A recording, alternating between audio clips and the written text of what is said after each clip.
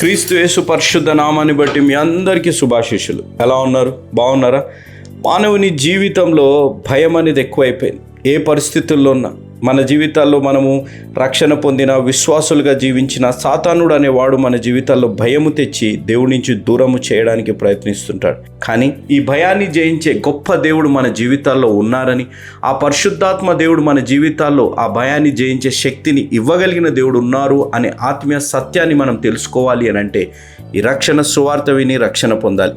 ఇంత గొప్ప అవకాశాన్ని సద్వినియోగం చేసుకొని కోట్లాది ప్రజలు ఈ రక్షణ సువార్త వినేటట్టు వారు వెళ్ళలేకపోయినా వెళ్ళేలాంటి యేసునుచల పరిచర్యను ప్రోత్సహించి బలపరిచిన మా ప్రియులు, మా ఆప్తులు, మా కుటుంబ సభ్యులు వారు పేర్లు చదవకూడదని అన్నారు. కానీ మేము చదవకపోయినా ఆ వారి పేర్లు తండ్రి మీకు తెలుసు అని మేము నమ్ముచున్నాం. ఈ కుటుంబం కొరకే తాడేపల్లిగూడెం వెస్ట్ గోదావరి డిస్టిక్ వాసులు వీరి కొరకే ప్రత్యేకంగా ప్రార్థిస్తాం.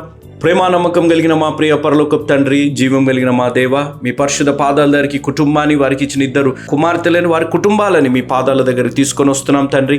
వీరిని మీరు జ్ఞాపకం చేసుకోండి, వీరిని బలపరచండి, నడిపించండి. ప్రవ్వా, యేసు అనుచల పరిచర్యని ఎంతో ప్రేమిస్తూ వారి సొంత పరిచర్యగా బలపరుస్తున్నారు. వారు వెళ్ళలేకపోయినా వెళ్ళేలాంటి యేసు అనుచల పరిచర్యను ప్రోత్సహించడాన్ని బట్టి ఎన్నో యొక్క ఆత్మలు రక్షింపబడుతున్నాయి. ఈరోజు ప్రాముఖ్యంగా ఈ వాక్యం విని వారు దేవుడి యందు చేసిన ప్రమాణాలలో నెరవేర్చడంలో ఏవైనా భయాలుంటే తొలగించుకొని దేవుడి యందు చేసిన ప్రమాణాలని నెరవేర్చే ఆత్మీయ అనుభవంలోకి నడిపించే అవకాశాన్ని అనుగ్రహించినందుకు, వాగ్దానం చేసిన దేవుడు నమ్మదగిన వాడు అనే ఆత్మీయ అనుభవంలోకి నడిపిస్తున్నందుకు మీకు స్తుతులు, స్తోత్రాలు చెల్లించుకుంటున్నాం తండ్రి. ఈ కుటుంబం వారు వెళ్ళలేకపోయినా వెళ్ళేలాంటి యేసు అనుచల పరిచర్యను ప్రోత్సహించడాన్ని బట్టి ఈ కుటుంబానికి, ఈరోజు ఈ వాక్యం వింటున్న ప్రతి బిడ్డకి, అదేవిధంగా ఈ వాక్యాన్ని రక్షణ తీర్మానం తీసుకోబోతున్న బిడ్డలకి మీ ద్వారా ప్రేరేపింపబడి ఇస్తున్న వాగ్దానం, ఆజ్ఞ, సూక్తి తండ్రి. పండుకొన్నప్పుడు నీవు భయపడవు, నీవు పరుండ సుఖముగా నిద్రించెదవు. సామెతల గ్రంథం 3వ అధ్యాయం 24వ వచనం ఆజ్ఞ, భయపడకము. ద్వితీయోపదేశకాండం 3వ అధ్యాయం 2వ వచనం సూక్తి,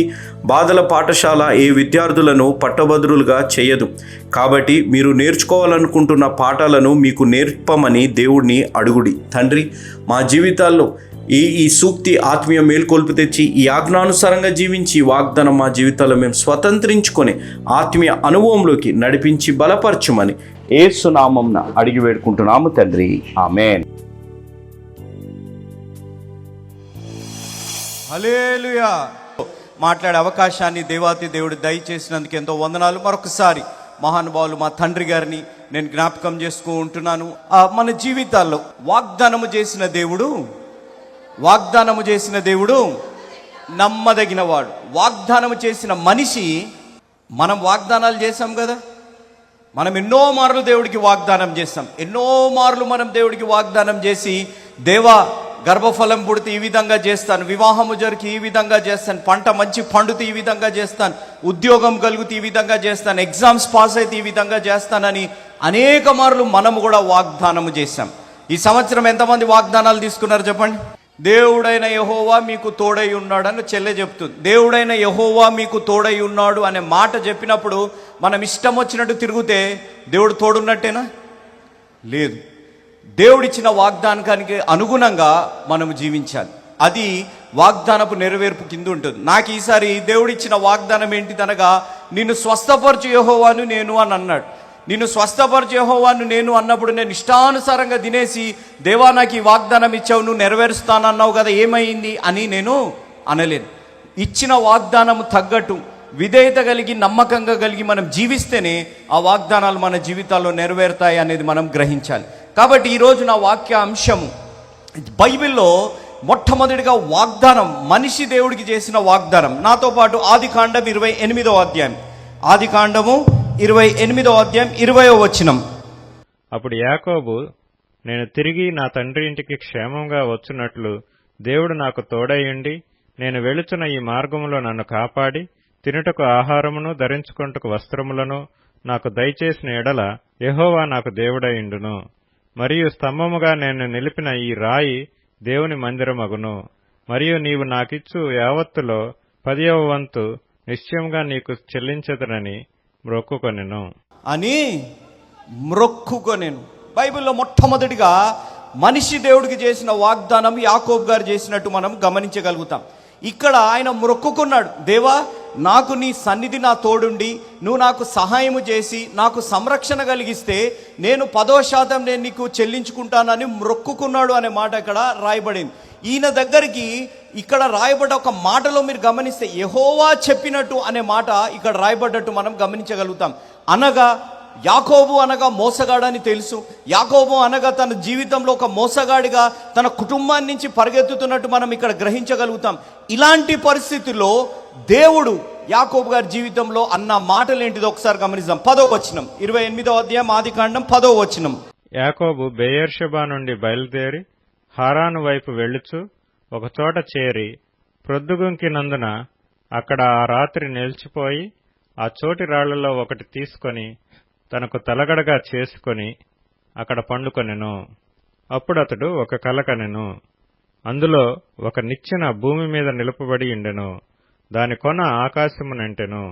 దాని మీద దేవుని దూతలు ఎక్కుచూ దిగుచూ నుండిరి. దేవదూతలు ఏం చేస్తున్నారు?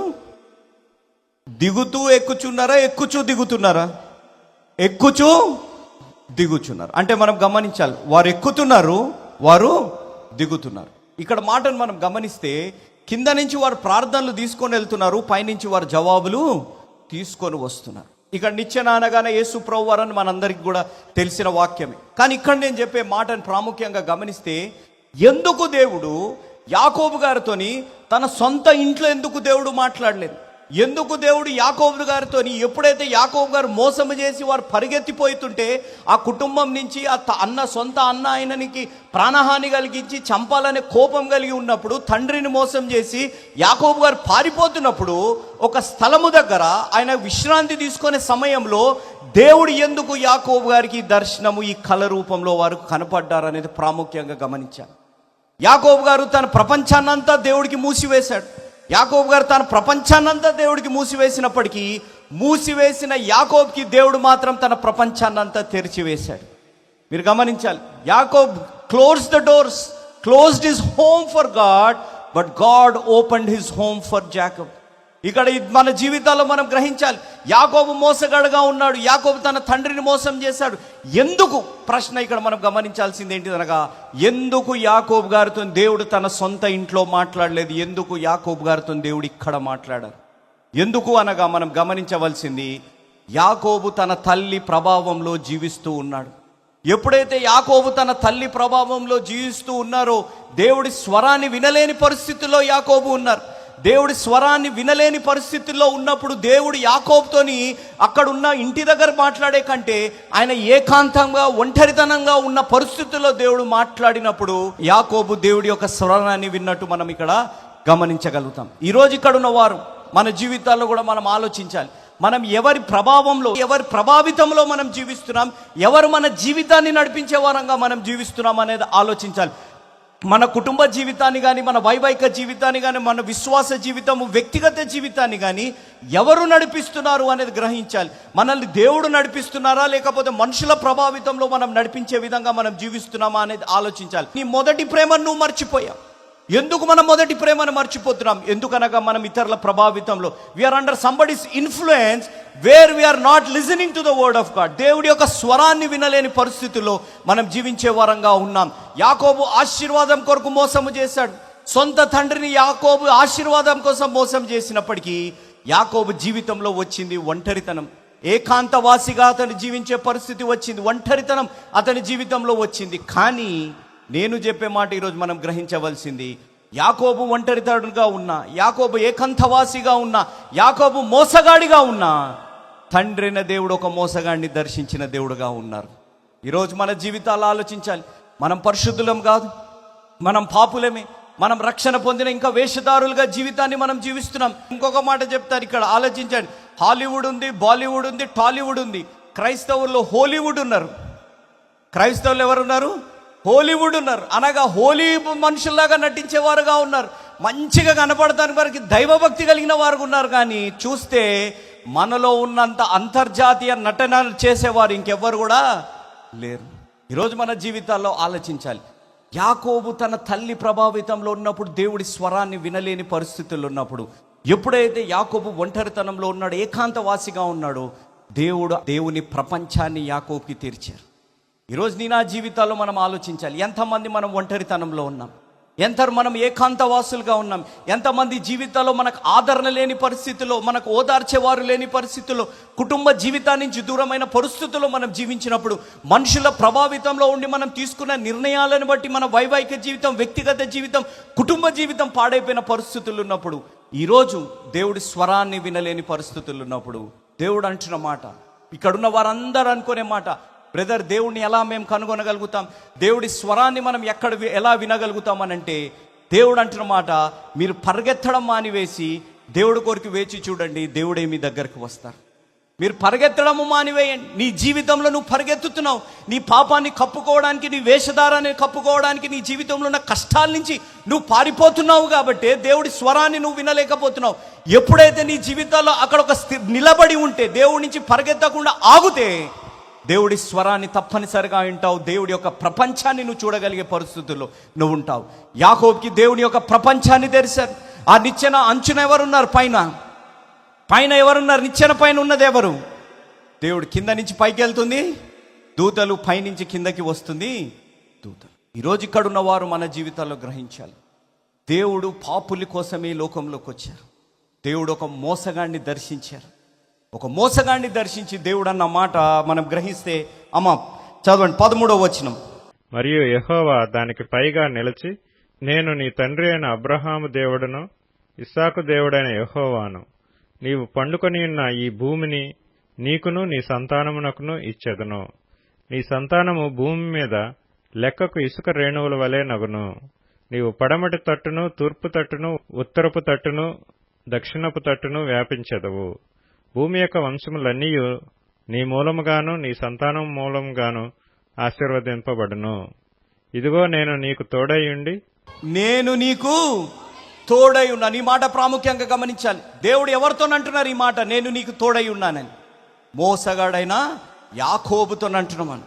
ఆశీర్వాదాల కోసం చేసిన యాకోబు జీవితంలో మీరు గమనిస్తే ఒంటరితనం వచ్చింది.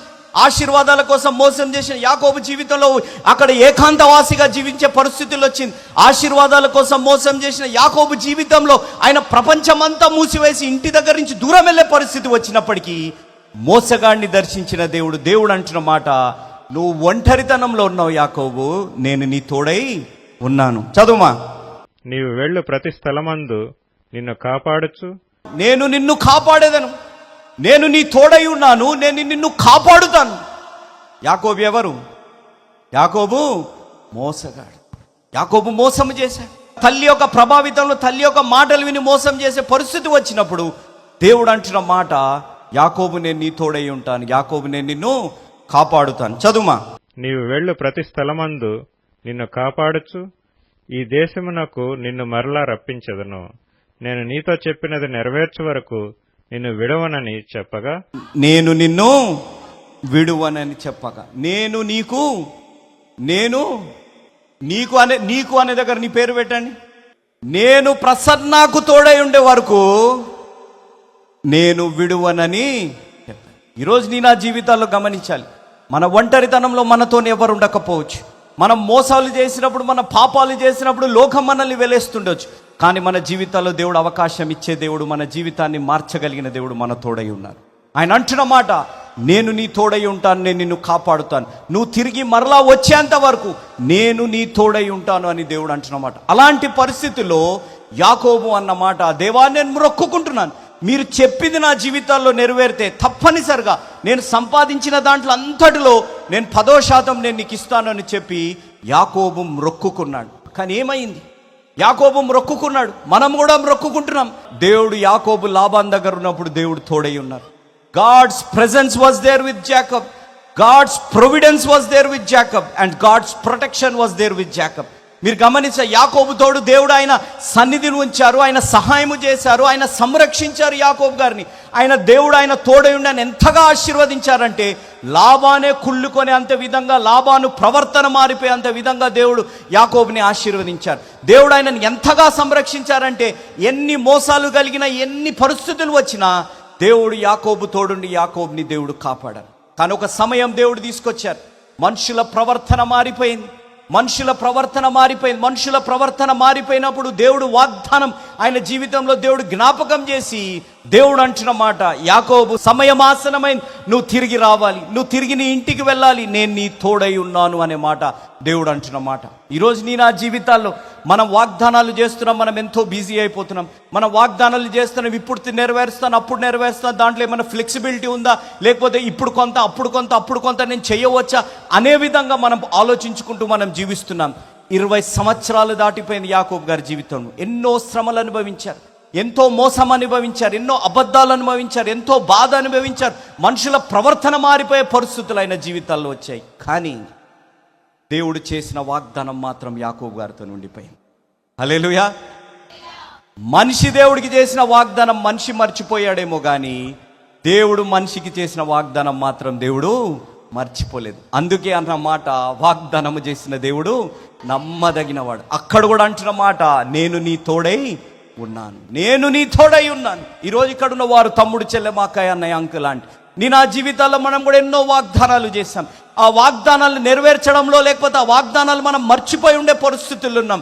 ఆ వాగ్దానాలు మర్చిపోయి మన జీవితాల్లో ఒంటరితనం వచ్చిందేమో, ఆ వాగ్దానాలు మర్చిపోవడాన్ని బట్టి మనం ఏకాంతవాసులుగా ఉన్నామో, ఆ వాగ్దానం మర్చిపోవడాన్ని బట్టి we're into a broken relationship, మన ఫ్యామిలీ విరిగి నలిగిపోయిన పరిస్థితుల్లో ఉన్నాయేమో. కానీ మనం ఒక్కసారి ఆలోచించాలి, దేవా నేను వాగ్దానం కానీ చేశాను, నేను వాగ్దానం చేసి మర్చిపోయాను, దేవా నన్ను క్షమించు అని ఒక్కసారి నువ్వు అడగగలిగితే నీ జీవితాన్ని తిరిగి మార్చగలిగిన దేవుడు నీ దేవుడై ఉన్నారు అనేది గ్రహించాలి. వాగ్దానాలు అనగానే దేవుడు ఏదో పని చేయగానే దానికి టిప్పుకుందా, నేను ఇది చేస్తాను అది చేస్తాను అనేది కాదు. వాగ్దానము మనం దేవుడికి చేస్తే దేవుడికి కృతజ్ఞతతో చేసేదే వాగ్దానం అనేది గ్రహించాలి. మనం వాగ్దానాలు బహిరంగంగా చెప్పే అవసరం లేదు. ఎందుకనగా ఆయన హృదయంతరంగాన్ని ఎరిగిన దేవుడు. ఆయన హృదయంతరంగాన్ని ఎరిగిన దేవుడు మనం బిగ్గరగా చెప్పకపోయినా మన హృదయంలో మనం అనుకున్నవి ఏవైనా ఉంటే అది ఆయన విని మన జీవితాల్లో దాని కొరకు వేచి చూచే దేవుడు అనేది గ్రహించాలి. ఎందుకు ఈ మాట అంటున్నానంటే, సంఖ్యాకాండం 30వ అధ్యాయం, సంఖ్యాకాండం 30వ అధ్యాయం మొదటి 2 వచనాలు. మోషే ఇశ్రాయేలీయుల యొక్క గోత్రాధిపతులతో ఇట్లనెను, ఇది యెహోవా ఆజ్ఞాపించిన సంగతి. ఒకడు యెహోవాకు మ్రొక్కుకొనిన ఎడల, లేక తాను బద్ధుడొకటకు ప్రమాణము చేసిన ఎడల, అతడు తన మాట తప్పక తన నోటి నుండి వచ్చినదంతయు నెరవేర్చవలెను.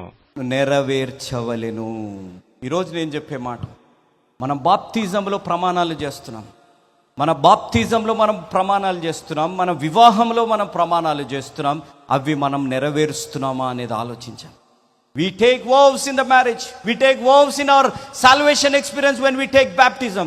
Are we fulfilling them? ఈరోజు ఇక్కడ ఉన్న వారు చాలా మంది గ్రహించాలి, మనం నోటికి ఎంత వస్తే అంత వాగ్దానాలు చేయడం కాదు. మనం వాగ్దానము చేశాము, మనం ప్రమాణము చేశాము, మొక్కుబడి పెట్టుకున్నాము అని అంటే అది నెరవేర్చాలి. ఎందుకనగా అది మనుషులకు కాదు మనం చేసేది, జీవం కలిగిన దేవుడి యందు మనం ప్రమాణాలు చేస్తున్నాం. ఎందుకనగా ఆయన వాగ్దానం చేసిన దేవుడు నమ్మదగిన వాడు కాబట్టి ఆయన స్వరూపంలో తయారు చేయబడ్డ మన జీవితాల్లో కూడా ఆ వాగ్దానాలు నెరవేర్చే వారంగా మనము కూడా ఉండాలని దేవుడు కోరుకుంటారు. పరిస్థితులు మారిపోయాయి, మనుషులు మారిపోయారు, లేకపోతే జీవితం ఈ విధంగా అయిపోయిందని చెప్పి వాగ్దానాలను మర్చిపోతే ఆయన వాగ్దానాల వైపు చూస్తున్నారు. నేను వాగ్దానం చేస్తే తప్పనిసరిగా నెరవేర్చే దేవుడిని, నేను నిన్ను విడువను అని అన్న దేవుడు ఆయన విడవలేదు యాకోబు గారిని. నేను నిన్ను సంరక్షిస్తాను అన్నప్పుడు దేవుడు సంరక్షించిన దేవుడు అక్కడ ఉన్నారు. ఆయన నేను నిన్ను ఆశీర్వదిస్తాను అన్నప్పుడు దేవుడు యాకోబు గారిని ఆశీర్వదించారు. లాభానికంటే మనుషుల ప్రవర్తన, మనుషుల అసూయ పొందే విధంగా దేవుడు యాకోబు గారిని ఆశీర్వదించారు. యాకోబు గారికి 20 సంవత్సరాలు పట్టింది. ఈరోజు ఇక్కడ ఉన్నవారు మన జీవితాల్లో చేసిన వాగ్దానాలు నెరవేర్చడానికి ఎన్ని రోజులు మన జీవితాలు 31st నైట్ వాగ్దానాలు తీసేసుకుంటున్నాం. దేవుడు వాగ్దానం ఎప్పుడు నెరవేరుస్తాడనే మనం ఆలోచిస్తున్నాం. కానీ దేవుడు నిన్ను నన్ను కూడా చూస్తున్నారు. బాప్తిజం అప్పుడు వాగ్దానం చేసావు కదా, ఏమి చేస్తున్నావు? నువ్వు వివాహం అప్పుడు వాగ్దానాలు చేసావు కదా, ఏమి చేస్తున్నావు? నీ పరిస్థితి ఫలానాది బాలేనప్పుడు నువ్వు వాగ్దానం చేసావు, నువ్వేమి చేస్తున్నావు అని చెప్పి దేవుడు నిన్ను నన్ను కూడా చూసి అడుగుతుంటే, వాగ్దానం చేసిన దేవుడు నమ్మదగిన వాడే, మరి వాగ్దానం చేసిన మనిషి ఎలాగున్నాడు అనేది ఒకసారి ఆలోచించాలి.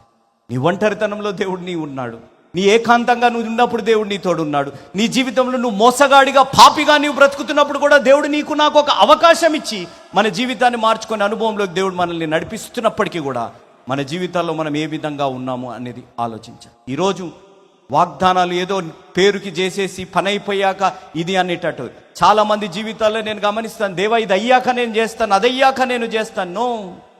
నో, దేవుడి యందు కృతజ్ఞతతో, దేవా ఈ పని అయితే నేను నా కృతజ్ఞతతో నా జీవితాన్ని నేను అర్పించుకుంటాను, కృతజ్ఞతతో నేను ఉంటాను, ఒక గ్రాటిట్యూడ్తో మనం చేయవలసిన పని. కానీ దేవా నువ్వు ఈ పని చేస్తే నేను ఇది చేస్తాను, నేను రక్షణ పొందుకుంటాను, నేను ఇది చేస్తాను అది చేస్తాను అనడం తప్పు అనేది మన జీవితాల్లో గ్రహించాలి. కాబట్టి యాకోబు గారి జీవితంలో మీరు గమనిస్తే దేవుడు ఆయనకు వాగ్దానం ఇచ్చారు.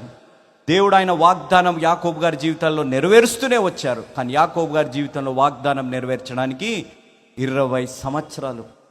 ఈరోజు నీ నా జీవితాల్లో ఎన్ని రోజులు, ఎన్ని సంవత్సరాలు అవుతుంది? మనం దేవుడి యందు ప్రమాణం చేసి వాగ్దానం చేసాం భార్యాభర్తలుగా, దేవా నీకు మహిమ తెచ్చే విధంగా ఉంటాం. మనం దేవుడి యందు ప్రమాణం చేసి బాప్తిజం తీసుకున్నాం, దేవా నీకు సాక్షిగా ఉంటాను. ఎంతమంది ఇక్కడ ఉన్నవారు వ్యసనాలకు అలవాటైన వారు ఉన్నారు? ఎంతమంది ఈరోజు సిగరెట్లు, మందు తాగేవారు, కళ్ళు తాగేవారు ఉన్నారు? ఎంతమంది ఈరోజు వైవాహిక జీవితంలో శాంతి సమాధానం లేకుండా ఉన్నవారు? ఎంతమంది ఈరోజు మనం సంఘంలో ఉన్నా కూడా క్రైస్తవులు అంటే పాటలలో అబద్ధాలు ఆడుతుంటారు అన్నట్టు ఎంతమంది జీవితాల్లో మనం ఇక్కడ పాటలైతే అద్భుతంగా పాడుతున్నాం, కానీ బ్రతుకులు అబద్ధాల బ్రతుకులు బ్రతికే విధంగా మనం జీవిస్తాం. ఒకసారి మన జీవితాల్లో మనం ఆలోచించాలి. దేవుడు ఈరోజు నిన్ను నన్ను అడుగుతున్న ప్రశ్న, ఇంకొక రొక్కుబడి చూస్తే న్యాయాధిపతుల గ్రంథం 11వ అధ్యాయం, న్యాయాధిపతుల గ్రంథం 11వ అధ్యాయం 1వ వచనం. గిలాదు వాడైన యెఫ్తా పరాక్రమము గల బలాఢ్యుడు, అతడు వేశ్య కుమారుడు. గిలాదు యెఫ్తాను కనెను. గిలాదు భార్య అతనికి కుమారులను కనగా వారు పెద్దవారై యెఫ్తాతో, నీవు అన్యస్త్రీకి పుట్టిన వాడవు గనుక మన తండ్రి ఇంట నీకు స్వాస్థ్యము లేదనిరి. యెఫ్తా తన సహోదరుల యొద్ద నుండి పారిపోయి టోబు దేశమున నివసింపగా అల్లరి జనము యెఫ్తా యొద్దకు వచ్చి అతనితో కూడా సంచరించుచుండెను. అతనితో కూడా యెఫ్తా ఎవరు అనగా గొప్ప బలాఢ్యుడు. యెఫ్తా గొప్ప బలాఢ్యుడు. కానీ యెఫ్తా జీవితంలో ఆయన వెంటాడుతున్నది ఏంటిదనగా, ఎవరో తీసుకున్న నిర్ణయానికి, ఎవరో చేసిన తప్పుకి యెఫ్తా శిక్ష అనుభవిస్తున్నట్టు మనం గమనించగలుగుతాం. ఎవరో తీసుకున్న నిర్ణయం నేను వేశ్యగా అవుతాను, ఎవరో చేసిన పనికి వారు వేశ్యతో సాంగత్యం కలిగి పిల్లలు కన్నప్పుడు, యెఫ్తా జన్మించినప్పుడు యెఫ్తా జీవితంలో తను ఏమి తప్పు చేయలేదు, కానీ ఎవరో తీసుకున్న నిర్ణయానికి, ఎవరో చేసిన పనికి యెఫ్తా శిక్ష అనుభవించే పరిస్థితులు అక్కడ వచ్చి, బలాఢ్యుడైనప్పటికీ మీరు గమనించాలి, బలాఢ్యుడైనప్పటికీ కూడా యెఫ్తా తిరస్కరింపబడ్డాడు అనేది మనం గ్రహించాలి. Even though he was a great warrior, his own family rejected యెఫ్తా. ఈరోజు నీ నా జీవితాల్లో మనం గ్రహించాలి, ఎవరొకరు ఇక్కడ ఉన్నారు, ఎవరొకరు చెల్లెను కానీ, అన్నయ్య కానీ, అక్కయ్య కానీ, తమ్ముడు కానీ, అంకుల్ ఆంటీ కానీ ఎవరో ఉన్నారు. ఎవరో చేసిన తప్పుకి, ఎవరో తీసుకునే నిర్ణయాలకి మనము శిక్ష అనుభవించే పరిస్థితుల్లో ఉన్నాం. ఈరోజు ఎవరో తీసుకున్న నిర్ణయాలు, ఎవరో చేసిన పనికి మనం తిరస్కరింపబడే పరిస్థితులు ఉన్నాం. కానీ దేవుడు నిన్ను చూసే దేవుడుగా ఉన్నారు. ఈరోజు నిన్ను నన్ను చూసే దేవుడుగా ఉన్నారు. ఎవరో చేసిన తప్పుకి ఈరోజు అప్పులు పాలైపోయాం. ఎవరో తీసుకున్న నిర్ణయాలకి, ఎవరో చేసిన పనులకి, అనారోగ్యాన్ని బట్టి ఈరోజు మన జీవితాల్లో ఆర్థిక కృంగుదల వచ్చింది. ఎవరో మూడో వ్యక్తి మాట వినడాన్ని బట్టి ఈరోజు మన వైవాహిక జీవితంలో భేదాభిప్రాయాలు, మనస్పర్ధాలు వచ్చే పరిస్థితులు వచ్చాయి. యెఫ్తా జీవితంలో కూడా అదే పరిస్థితి వచ్చింది. ఇంకా పైగా మనం గమనిస్తే యెఫ్తా చుట్టుముట్టున్నది ఎవరు అంటే ఒక అల్లరి మూక యెఫ్తాతో తిరుగుతున్నట్టు మనం గమనించగలుగుతాం. కానీ నేను చూసే దేవుడు అని ఎందుకు అంటున్నానంటే, 7వ వచనం. అందుకు యెఫ్తా, మీరు నా యందు పగబట్టి నా తండ్రి ఇంట నుండి నన్ను తోలివేసిరే, ఇప్పుడు మీకు కలిగిన శ్రమలో మీరు నా యొద్దకు రానేలా అని గిలాదు పెద్దలతో చెప్పెను. అప్పుడు గిలాదు పెద్దలు, అందుచేతనే మేము నీ యొద్దకు మళ్లీ వచ్చితిమి. నీవు మాతో కూడా వచ్చి అమ్మోనీయులతో యుద్ధము చేసిన ఎడల గిలాదు నివాసులమైన మా అందరి మీద నీవు అధికారి వగుదువని యెఫ్తాతో అనిరి. అందుకు యెఫ్తా, అమ్మోనీయులతో యుద్ధము చేయుటకు మీరు నన్ను గిలాదుకు తిరిగి తీసుకొని పోయిన మీదట యెహోవా వారిని నా చేతికి అప్పగించిన ఎడల నేనే మీకు ప్రధానుడు నవ్వుదునా అని గిలాదు పెద్దలను అడుగుగా, గిలాదు పెద్దలు, నిశ్చయముగా మేము నీ మాట చొప్పున చేయుదుము, యెహోవా మన ఉభయుల మధ్యను సాక్షిగా ఉండునుగాకని యెఫ్తాతో అనిరి. ఎవరు సాక్షిగా? యెహోవా సాక్షిగా ఉండుమది. ఇక్కడ మీరు గమనించాలి, యెఫ్తా తిరస్కరింపబడ్డాడు. ఎవరో చేసిన తప్పుకి, ఎవరో తీసుకునే నిర్ణయాలకి యెఫ్తా తిరస్కరింపబడ్డాడు. తన కుటుంబ గతము ఆయన జీవితంలో వాస్తవంలో వచ్చి ఆయనను వెంటాడుతూ, హేళన చేస్తూ, అవమానించే పరిస్థితులు వచ్చినప్పుడు దేవుడు యెఫ్తా జీవితంలో చేసిన పనిని మనం గమనిస్తే, తిరస్కరింపబడ్డ రాయి చివరికి తలకి మూలరాయి. తిరస్కరింపబడ్డ రాయి చివరికి తలకి మూలరాయి అన్నారు రీతిలో ఎప్పుడైతే అమోనీయుల్ని గిలాదు వారు ఎదుర్కోలేని పరిస్థితుల్లో ఉన్నారో వారు తిరిగి తిరస్కరింపబడ్డ యెఫ్తా దగ్గరికి రాగా, యెఫ్తాతోనన్న మాట, నువ్వు వారిపై విజయాన్ని పొందుకుంటే నువ్వే మమ్మల్ని ఏలుబడి చేస్తావు అని అనగా, యెఫ్తా అన్న మాటని ఇక్కడ ప్రాముఖ్యంగా మనం గమనించవలసింది. ఆయన అన్న మాట, దేవుడు నాకు విజయం ఇవ్వగా మీరు అలాగు చెయ్యునా అనే మాట మాట్లాడు. యెఫ్తా తిరస్కరింపబడ్డాడు. ఎవరో చేసిన నిర్ణయాలు, ఎవరో చేసిన పనులకి ఆయన శిక్ష అనుభవించే పరిస్థితి వచ్చినప్పటికీ, అల్లరి మూకతోని యెఫ్తా ఉన్నప్పటికీ కూడా యెఫ్తా దేవుణ్ణి వదలలేదు అనేది మనం గ్రహించాలి. యెఫ్తా దేవుణ్ణి వదలకుండా జీవించాడు. యెఫ్తా అంటున్న మాట, దేవుడు నాకు విజయాన్ని అందిస్తే మీరు అలాగున చెయ్యరుగా అనగా, అక్కడ పెద్దలన్న మాట, దేవుడే మాకు, యెహోవాయే మనకి సాక్షి అనే మాట ఇక్కడ గమనించాలి. ఈరోజు ఇక్కడ ఉన్నవారు మన జీవితాల్లో ఎవరో చేసిన తప్పుకి మనం శిక్ష అనుభవిస్తున్నాం. ఎవరో తీసుకున్న నిర్ణయాలకి మనం శిక్ష అనుభవిస్తున్నాం. మన సొంత కుటుంబంలో మనం తిరస్కరింపబడ్డ వారంగా ఉండొచ్చు. సొంత కుటుంబంలో మనం పనికిరాని వారంగా వారి జీవితాల్లో మనం ఉంటుండొచ్చు. కానీ తిరస్కరింపబడ్డ లోకంకి, పనికిరాని వారుగా ఉన్న కుటుంబ సభ్యులకి దేవుడికి అవసరమే ఉన్నారు అనేది మనం గ్రహించాలి. అమోనీయుల్ని ఎదిరించాలి, అమోనీయులపై విజయం అందుకోవాలి. ఎవరు కావాలి అనగా యెఫ్తానే కావాలి అనే మాట అక్కడ రాయబడ్డట్టు మనం గమనించాలి. యెఫ్తా ద్వారా దేవుడు అక్కడ విజయాన్ని ఇచ్చారు. కానీ యెఫ్తాలో ఉన్న గొప్ప లక్షణం, మనుషులు దూరం చేసిన, మనుషులు తిరస్కరించిన యెఫ్తా మాత్రం దేవుణ్ణి వదలకుండా జీవించాడు. హల్లెలూయా. మనం గమనించాలి, ఇక్కడ రాయబడ్డ మాటను గమనిస్తే 9వ వచనంలో, if the lord gives me victory అనే మాట ఇక్కడ రాయబడింది. యెహోవా దేవుడు నాకు విజయం అందిస్తే మీరు అలాగూ చేస్తారా అనే మాట ఇక్కడ గమనించారు. మీరు 14వ వచనం నుంచి 27వ వచనం వరకు కానీ కూడా మీరు గమనిస్తే, యెఫ్తా అంత పరిశుద్ధ గ్రంథంలో ఉన్న మాటలే చెప్పాడు. పరిశుద్ధ గ్రంథంలో ఉన్న మాటలే చెప్పాడు. మీరు అక్కడ చివరి వచనాన్ని గమనిస్తే 27వ వచనాన్ని గమనించండి. 27వ వచనం, ఇట్లుండగా నేను నీ ఎడల తప్పు చేయలేదు గాని నీవు నా మీదకి యుద్ధమునకు వచ్చుట వలన నా ఎడల దోషము చేయుచున్నావు. న్యాయాధిపతి అయిన యెహోవా నేడు ఇశ్రాయేలీయులకును అమ్మోనీయులకును న్యాయము తీర్చునుగాక. న్యాయాధిపతి అయిన యెహోవా, ఎవరంటున్నారు మాట? న్యాయాధిపతి అయిన యెహోవా, the Lord is my judge. ఈరోజు ఇక్కడ ఉన్న వారు మన జీవితాల్లో గమనించాలి. మన జీవితాల్లో తిరస్కరింపి అన్యాయం మన జీవితాల్లో చేయబడుతున్నప్పుడు, మన జీవితాల్లో లేనిపోని మాటలతో మనల్ని బాధ పెట్టే పరిస్థితులు ఉన్నప్పుడు, ఎవరో తీసుకున్న నిర్ణయాలు, ఎవరో చేసిన పనికి మనం శిక్ష అనుభవిస్తున్నప్పుడు, మన గతం మనల్ని వెంటాడే పరిస్థితులు ఉన్నప్పుడు, యెఫ్తా దేవుణ్ణి వదలకుండా యెఫ్తా అన్న మాట, యెహోవాయే నా న్యాయాధిపతి, the Lord is my judge అన్నట్టు ఈరోజు నా జీవితాల్లో ఆ విశ్వాసము, ఆ నమ్మకం కలిగి జీవిస్తే దేవుడు నీ జీవితాల్లో కూడా విజయాన్ని అందించునుగాక. Praise the Lord. మీ ముందుకు రావడానికి ఒక ప్రాముఖ్యమైన కారణం, మేము ఈ టీవీ పరిచర్యని ఎందుకు ప్రారంభించాం, ప్రాముఖ్యంగా తండ్రి అయిన నాన్నగారు, కీర్తిశేషులైన నాన్నగారు జోష్ అన్న గారు ఎందుకు ప్రారంభించారు అనేది వారి మాటల్లోనే విందాం. ఈ కార్యక్రమాన్ని నిర్వహించడానికి నేను ఎంతో ధైర్యం చేశాను అనే విషయాన్ని జ్ఞాపకం చేస్తున్నాను. డబ్బుండి ఈ కార్యక్రమాన్ని ప్రారంభించలేదు. నన్ను రక్షించి ఇంతవరకు పిలిచిన ప్రభు ఉన్నారు అని, తదుపరి విశ్వాసులైన మీరు ఉన్నారు అనే ధైర్యంతో ఈ కార్యక్రమాన్ని కొనసాగిస్తున్నాం. విన్నారు కదా, నాన్నగారు ఏ ధైర్యమైతే వారు చేసి టీవీ కార్యక్రమాలని ప్రారంభించారు, మన రక్షకుడైన యేసు ఉన్నారని, విశ్వాసులైన మీరు ఉన్నారనే ధైర్యంతోనే ఈ టీవీ కార్యక్రమాలని మేము కొనసాగిస్తున్నాం గత సంవత్సరాలుగా. ఇక ముందు కూడా మేము కొనసాగించాలి అని అంటే మీలో విశ్వాసులైన మీరు, ప్రేరేపింపబడ్డ వారు మీరు, వచనం వెంబడి వచ్చిన ధ్యానాలు జోషన్న గారివి, పాయింట్ వైజ్ ధ్యానాలు జాన్ స్పర్జన్ గారివి, హీరోస్ ఆఫ్ ది బైబిల్ అనే సిరీస్ ధ్యానాలు భక్త్ సింగ్ నావి కొనసాగేటట్టు మీరు ప్రేరేపింపబడితే, మీరు సహాయం చేసి మీరు నేరుగా నాతోని మాట్లాడవచ్చు. నాతో మాట్లాడి మాకు సహాయం చేయాలనేది నా మనవి. కాబట్టి మీరందరూ ఏ భారమైతే, సేవా భారమైతే నాన్నగారు గత 40 సంవత్సరాలుగా ముందుకు కొనసాగించారు, ఇప్పుడు యవనస్తులమైన మా అన్నగారు జాన్ స్పర్జన్ గారు మాపై ఉంది. కాబట్టి మీరు కూడా ఏ విధంగా నాన్నగారిని అయితే ప్రోత్సహించారు, నాన్నగారిని ఆదరించారు, మమ్మల్ని కూడా ఆ విధంగానే ప్రోత్సహించి ఆదరిస్తారని నమ్ముచు సెలవు తీసుకుంటున్నాను. దేవుడు మిమ్మల్ని దీవించి ఆశీర్వదించునుగాక. ఆమేన్.